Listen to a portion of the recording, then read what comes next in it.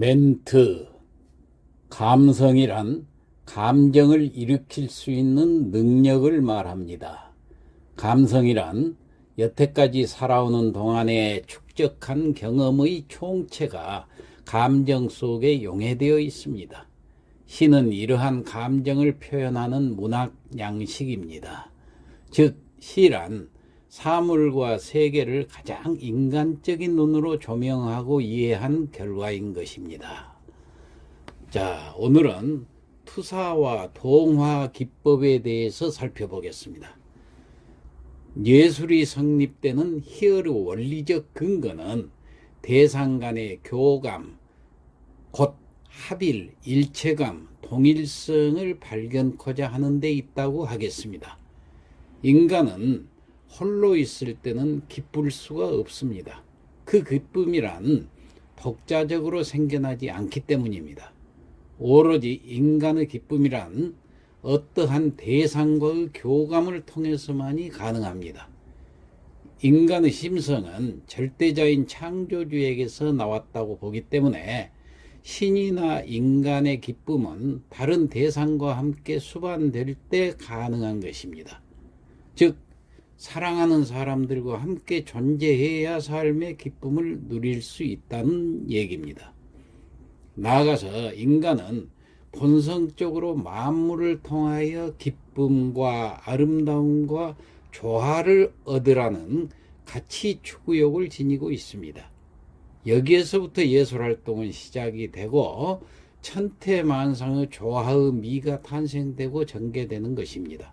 때문에 한 송이의 꽃을 바라보는 데 있어서도 그 꽃이 지닌 바의 형태나 색깔이나 향기나 부드러움 등의 그 원형의 관조자인 자신에게도 내재되어 있는 바, 그 원형과 현실적으로 존재하는 꽃이 서로 상호 교감을 통해서 합치되는 체험의 인식을 통해야만 합니다. 즉, 그 주체자인 시인과 대상인 꽃 사이의 교감을 통해서 만물을 노래하고 그려내며 쓰는 것입니다. 무릇 시를 쓰는 작업이라는 것은 주체하고 객체, 곧 자아하고 세계, 시인의 정신과 사물의 관계를 설정하는 일인 것입니다. 세계와 자아와의 관계를 설정함으로써 세계에 새로운 이름을 부여하고 그 존재 가치를 해석하며 양자 간의 가장 구체적이고도 순간적인 조우를 포착해내는 일입니다. 그리고 이러한 조우는 세계와 자아 사이의 동일성의 발전으로부터 이루어진다고 할 수가 있습니다. 그래서 존 듀이는 자아와 세계의 만남이 동일성으로 이루어질 때 이를 미적 체험이라고 말을 했습니다. 좀 어려운 말이지만은 유기체와 환경의 각각 그 특성이 소멸된 완전한 결합, 즉 자아하고 세계가 각각 특수한 성격을 상실하고 하나의 새로운 동일성의 차원에서 융합된 주객일치의 경지라고 하겠습니다. 자아하고 세계하고 서로 일치가 돼야 된다는 얘기예요. 동일화가 돼야 된다는 얘기예요.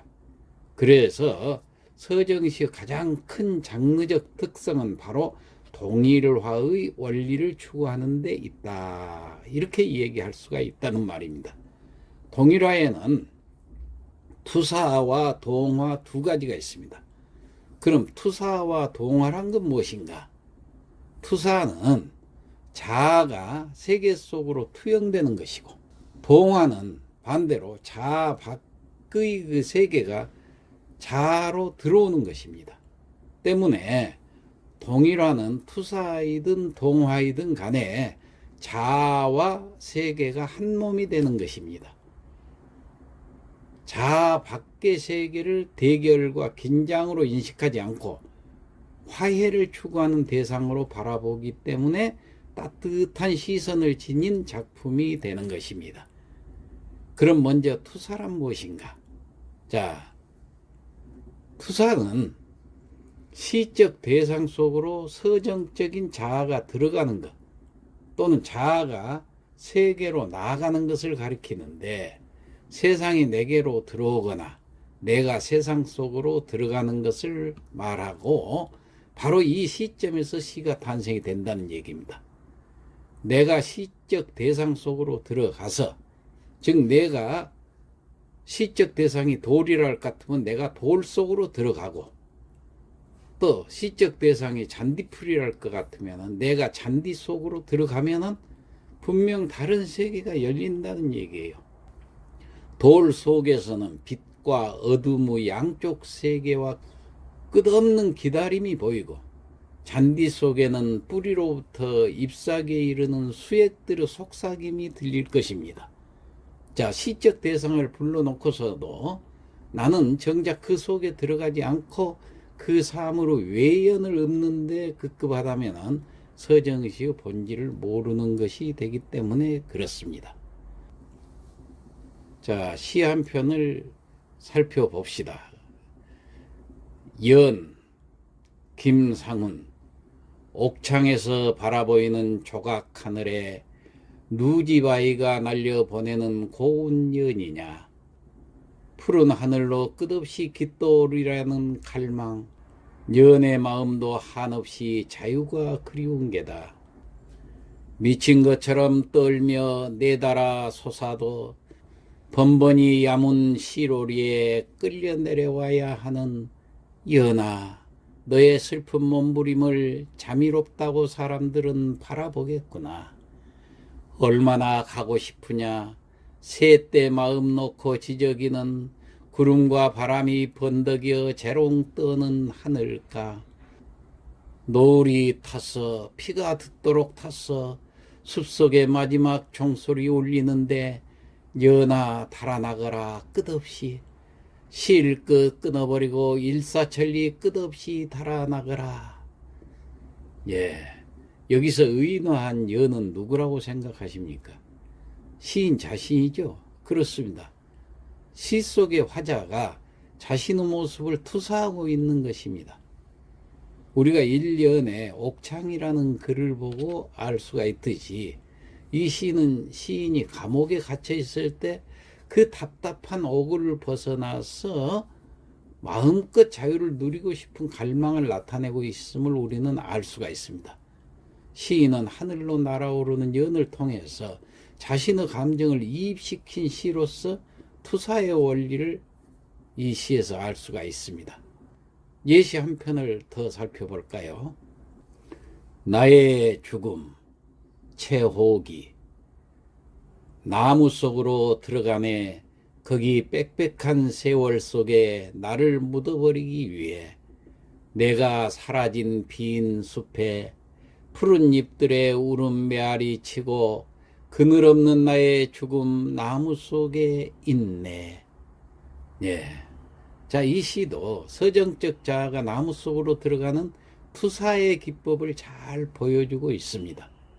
이 시는 서정시의 가장 중요한 특징인 자아의 세계와 동일화를 추구하고 있는 것입니다. 나의 죽음은 무엇이고 그늘이 없는 죽음은 무엇인가? 내가 나무 속으로 들어갔으므로 그 숲의 나무들만 보이는 곳에서 나라는 존재는 이미 없는 것이죠. 그리고 나무 속으로 들어갔기 때문에 그 숲은 빈 숲이 되고, 나무 속으로 들어갔기 때문에 그늘 또한 없는 것이고, 나무 속으로 들어갔기 때문에 나의 죽음이 되는 것이다. 그런 뜻입니다. 이 시에서 우리가 알 수 있는 점은, 내가 나무 속으로 들어가거나 벽 속에 들어가거나 내가 돌 속에 들어가게 되면은 분명 다른 세계가 열린다는 것입니다. 나무 속에서는 물관부와 수액들의 속삭임이 들리고, 잎과 꽃을 피우기 위해서 부지런히 일하는 뿌리를 볼 수가 있습니다. 그래서 이러한 투사기법을 사용해서 새로운 자아의 세계를 열어보이는 것이 바로 서정시인 것입니다. 자, 투사에 대해서 이제 조금 이해가 됐으면은 동화, 그 반대되는 동화 기법에 대해서 이제 살펴보겠습니다. 동화는 서정적 자아 속으로 시적 대상이 들어오는 것입니다. 동화는 투사에 비해서 나 중심, 자기 중심적 사고를 담고 있어서 우리와 훨씬 친숙한 개념인데, 그것은 세계란 결국 나 중심의 세계이기 때문입니다. 자아와 세계가 분리되지 않고 동일화된다는 점은 그만큼 단단한 인식을 만들어내고 있는데, 세계이든 나든 어디로 어떤 것이 들어가든 결국 그 둘은 하나가 되기 때문입니다. 사물과 내가 하나로 되는 이 모라 화일의 동일화의 경지는 결국 주관과 객관의 융합으로서만이 비로소 이루어지는 것입니다. 자, 다음 예시를 한번 살펴볼까요? 나무, 방목을 유성에서 조치원으로 가는 어느 들판에 우두커니 서 있는 한 그루 늙은 나무를 만났다. 수도승일까 묵중하게 서 있다. 다음 날은 조치원에서 공주로 가는 어느 가난한 마을 어귀에 그들은 때를 져 몰려 있었다. 멍청하게 몰려있는 그들은 어설픈 과객일까 몹시 추워 보였다. 공주에서 온양으로 우회하는 뒷길 어느 산마루에 그들은 멀리 서 있었다. 하늘문을 지키는 파수병일까 외로워 보였다. 온양에서 서울로 돌아오자 놀랍게도 그들은 이미 내 안에 뿌리를 펴고 있었다. 묵중한 그들의, 침울한 그들의 고독한 모습, 그 후로 나는 뽑아낼 수 없는 몇 그루 나무를 기르게 되었다. 여기서 동화는 시인이 외부 세계를 자신의 내부로 끌어들여서 그것을 인격화하는 작업입니다.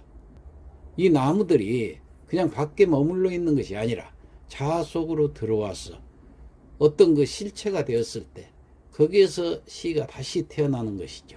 유성에서 조치원으로 가는 길이라든가, 또 조치원에서 공주로 가는 길, 또 공주에서 온양으로 우회하는 길, 이걸 돌아오면서 그 외롭게 서 있는 고독한 모습의 나무들이 가난한 마을 어귀에 서 있던, 혹은 파수병처럼 묵묵히 서 있던 그 나무들의 그 고독한 모습이 결국은 나중에 자아 속으로 들어옵니다. 뽑아낼 수 없는 몇 그루 나무를 기르게 되었다. 맨 마지막 행을 보면은 그렇게 되어 있죠. 이게 바로 동화입니다. 얼룩, 강인한 빗방울 하나가 돌멩이 위에 떨어진다. 가만히 돌 속으로 걸어가는 비의 혼, 보이지 않는 얼룩 하나 햇볕 아래 마른 돌멩이 위에서 지워진다.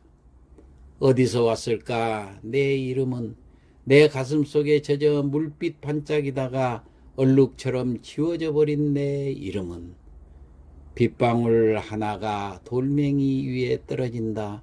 내 한 생도 세상 속으로 떨어진다. 마른 돌멩이 위에서 내 삶의 한 끝이 가만히 지워진다. 자, 이 시 역시 자아와 세계와의 동일화를 추구하고 있습니다. 어떤 방향으로 동일화를 추구하고 있는지 생각해 봅시다. 이 작품은 크게 세 부분으로 나눠 볼 수가 있어요. 첫 번째는 빗방울과 돌멩이의 관계입니다. 빗방울이 돌멩이 위에 떨어지죠. 그러면 떨어지고 난 뒤에 빗방울은 가만히 돌 속으로 걸어가는 비의 혼이라고 시인은 말을 합니다. 빗방울이 돌멩이 안으로 동화되면서 두 대상이 일체화가 되고 있는 것이죠. 이는 화자의 입장에서는 동일화이지만 빗방울 입장에서는 투사가 되는 것이죠. 빗방울이 말라가는 현상을 돌 속으로 걸어 들어간다고 했으니까 얼마나 뛰어난 상상입니까? 그리고 스며든 후에 보이지 않는 얼룩 하나라고 표현을 했는데, 이것은 내리쬐는 햇볕 아래의 돌멩이에서 가만히 지어져 버린 것입니다. 자, 두 번째는 너와 나의 관계입니다. 빗방울과 돌멩이의 사물 간의 관계가 사람들의 관계로 확대되는 것이죠. 빗방울은 너로 대치되고 돌멩이는 나로 대치됩니다. 빗방울이 지워지든 너라는 존재도 내 가슴에서 지워집니다. 그리고 세 번째는 나와 세상의 관계입니다. 빗방울이나 너라는 존재가 돌멩이와 내 가슴 속에서 지어지듯이 유한한 존재인 것을 역설을 하고 있어요. 이 시의 묘미는 사물 간의 관계가 인간과 생명의 관계로 자연스럽게 확대되고 있다는 데 있습니다. 이 작품은 세계, 서로 다른 관계 속에서 설정된 자아와 세계와의 동일화로 이루어진 작품이라고 할 수 있겠습니다. 자, 마지막으로 그 유명한 황기희 작품 하나 더 보고 끝내죠. 동짓달 기나긴 밤을 한 허리를 버혀내어 춘풍 이불 아래 서리서리 넣었다가 어른님 오신 날 밤이어든 후비 펴리라. 우리가 너무도 잘 아는 이 시조에서 화자는 님과 보내는 그 동짓달 봄밤의 짧은 상황에 처해 있습니다. 곧 자아와 세계와의 대립, 갈등의 상태에 있습니다. 하지만 동짓달 긴 밤을 둘로 잘라내가지고 어른님 오신 날 밤에 굽이굽이 펼쳐낸 경기는 자연세계와 일체감을 이룬 동일성의 세계가 되는 것입니다. 이렇듯 세계가 화자의 의지, 욕망에 의해서 자아화된 것입니다. 여기에서 일체감은 대상이 화자의 마음에 동화가 된 것이죠. 자, 우리도 이런 시 한 편 지어볼까요? 봄날 풍경 고두석. 나날이 푸르러지는 5월을 찰칵찰칵 스마트폰에 담는다. 아내의 은빛 머리칼이 군데군데 덜 자란 잔디보다 눈부시고 아내의 주름페인이 많은 보라색으로 치장한 제비꽃보다도 더 단아하다. 살포시 웃는 모습을 이빨 가지런히 모아서 사이사이 담고 보니 봄 햇살처럼 그윽한 웃음, 당신이 봄이다. 나는 봄 어깨에 기대어 걸었다. 이 시의 마지막 년을 보면 당신이 봄이다. 나는 봄 어깨에 기대어 걸었다 해서 봄이 아내로 동화가 된 것입니다. 동화 기법을 사용한 시이죠. 자, 오늘 이상 마치겠습니다.